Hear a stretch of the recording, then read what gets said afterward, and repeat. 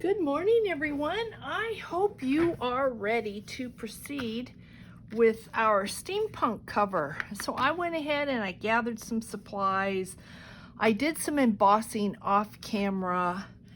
So, yeah, really all we need to do is just start putting our layers together. I pulled some lace and, I am probably going to be using the type chips from Tim Holtz Ideology, and it is this, looks just like this. It's metal and pretty cool. And I do have a couple pieces of the stitch scraps from Ideology, and I do have okay, this is upside down, the engravings from Tim Holtz, and I am using one of the optical lenses. So I just wanted to let you know that, and let's begin. So I did coffee dye, tea dye some laces.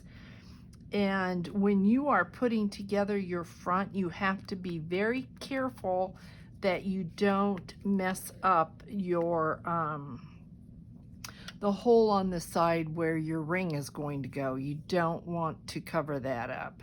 So I took, this is vintage lace, and it has been tea dye, coffee dyed. I say tea dye, coffee dyed because I'm never sure when I did it if I probably used both tea and coffee, and I don't want to cover up too much of that, but you can't have that hole get in the way either. And as I'm doing this, I'm wondering if I want to just put this through the machine, and I think I know I have that piece, and I've got this little piece right here, and I'm thinking I want it to go like that. So I think I am going to put that through the machine really quick just to adhere these three pieces together. It is less to have to put glue on. So I will be right back. Okay, so what I did is I took and I just did a quick running stitch and put these three pieces. Well, I didn't get that one, but that's okay. We will get that with the glue. And then what I'm going to do is place this, making sure that I can get to that hole. So we're going to glue this down on our cover. And you can see this gives us, I wanted this to be a combination of vintage and some shabby and steampunk, because I just wanted to show that you can mix them all, and I think it'll be really, really beautiful. So I am going to go ahead and just kind of eyeball this and just put glue here, and then come back and see where I need more, if I need more. So we're gonna put this, where's our hole? Our hole is right there, and it will be fine. And then we're gonna glue this piece down, and I can literally put the glue on this piece of lace here, and it'll be good.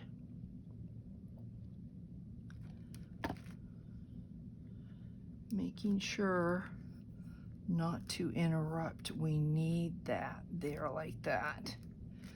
Okay, so already, and I think this is just so pretty.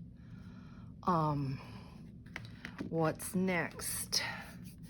Well, I went ahead and I took 2 stitch scraps and I stitched them together. You can see right there, because I thought I would put them right up here, and then I wanted to take this piece and put it, and I've got J for journal.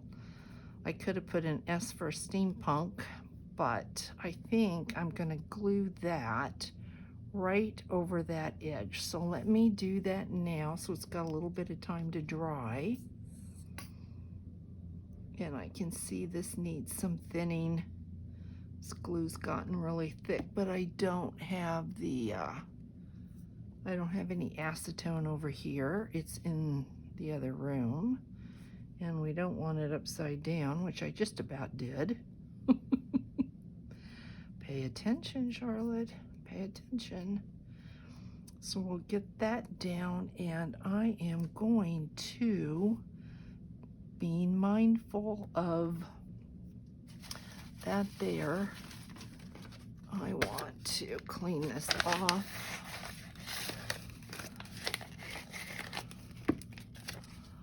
Just like that. I'm going to put this right there. So let's get some of our Fabrifix, whatever fabric glue you like to use. Let's get this down here. I already love this. The way that this looks, I already love.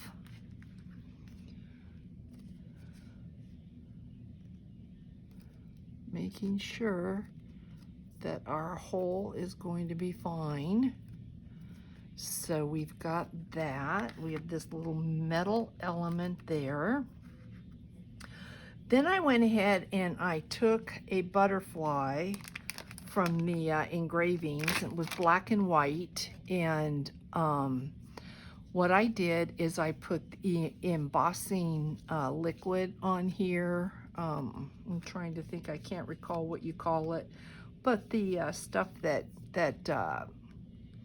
helps adhere your embossing glaze. I went ahead and I put that on there, and then I sprinkled different color embossing powders, and then I covered the whole thing with another embossing powder. So it gives it some dimension, and it makes it a little bit stronger. And what I thought is I would put it here, and then, but you can see, this is where we really have to watch where our wire or our ring is going to go, and depending upon how thick this is going to depend on the dimension of our metal ring. So I think if this butterfly, I mean, it could go really low. It could, I thought about maybe putting it this way. I don't know that I like the idea of visually going off to the left. I think that looks good, but I'm not a real big fan of that. So I do know that I want this butterfly to go this way, and I think we can put it just like that, and we are going to be safe. So I'm going to go ahead and adhere this, and just no reason to stop and think about it anymore. Let's just get her down, and I am going to do it because we are going on lace. I am adhering this with Fabrifix, again making sure that my I'm good to go with that. And then I did learn something, and I wanted to pass this on. I went ahead and I was trying to do, and I think you can see by the sheen, I did put some embossing glaze on this gear, and on this gear I put some alcohol ink, and I put some alcohol ink on this gear, Hopefully you can see it picks that color up, just kind of to pull the color that's on this, the border of this paper. And I wanted to put some embossing glaze over both of these, and what I found out is that you need to put mixed medium on your metal and then your embossing glaze. And unfortunately, I have run out of mixed medium, and so I am going to need to get some before I can do that. But that doesn't mean I can't show you what we're going to do with these. So my thoughts were, because I don't want to cover a lot of this up, my thoughts really were to do something like this. Once I get my embossing glaze on these, I am going to lay these gears there, and then I took this piece and another piece of the engraving, and I went ahead and I put some embossing glaze on this. I adhered it into this, and this is going to go, after I put the eyelash trim on, this is going to go right here like that, and it is going to hang over like that. So this is going to be our cover. And now that I'm looking at this, I'm also looking at some of these chips, and I'm thinking, do we want to add some chips? Be cool to find an S for steampunk. Here is an S. I just think these might add a little something and might be pretty cool. There's a Y, doesn't stand for anything, just like the color.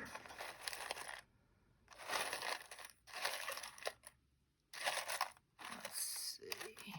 Here's a P that brings out a red, which I don't have in there. I've got a little bit in the butterfly, but I don't know. Let's see, what else can we find? Here's a J for journal.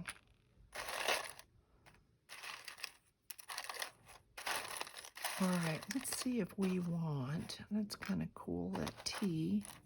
Let's see if we would want, there would be a place for this anywhere on here. You know, it's kind of like putting together a puzzle.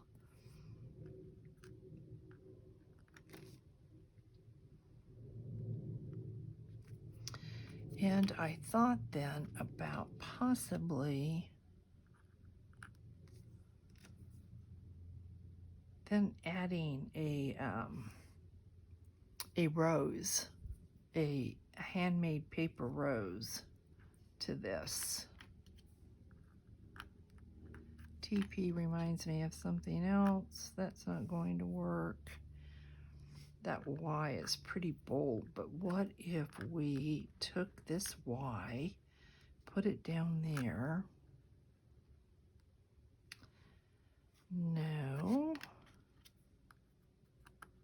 What if we did something like this and then added,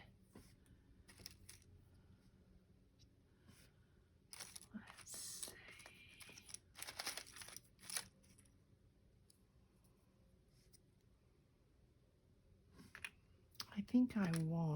I don't want there to be any kind of reference to, is that supposed to say something?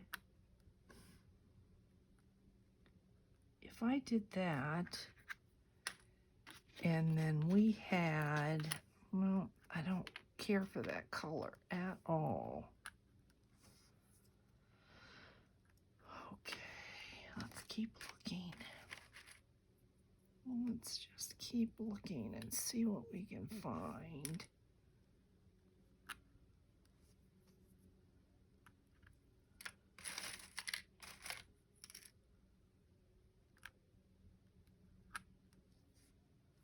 too dark. Isn't it amazing what it takes just to find one little element? What if we did something like that and then added a rose? And I didn't bring any roses over here. But if I go through my flowers and we add a flower here, we would have vintage. We would have steampunk with the metals. We would have a little bit of shabby. We've got shabby with the lace, but if we put a rose here, how cool would that be? So guys, I think this is what our cover is going to look like. I will adhere this with some glossy accents, and it needs time to dry. I think we can go ahead. I do like this, and so I think we can go ahead. Hey, Maggie. Hey, Maggie. I think we can go ahead. You want to say hi?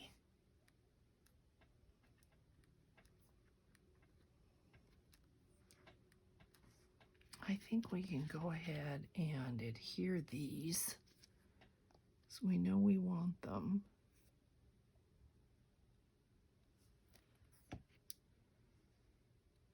And then I will come back in after I turn the camera off. I will adhere the clock face with glossy accents,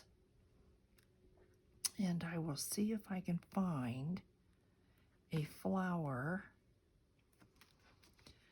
I'd like a rose, and then we will adhere this when I get my mixed, my medium, because I'm gonna need that. This is on there. This isn't going to go anywhere, but I need to get this on. So guys, this is what the cover is going to look like. We may add more, I don't know, but we are on our way. And hopefully those of you that absolutely do not like steampunk might get a little flavor for just taking a few elements like the lens or gears, metals, and just kind of putting it into whatever genre or design that you do like, and think a little bit outside the box. So I will catch you in the next video, guys.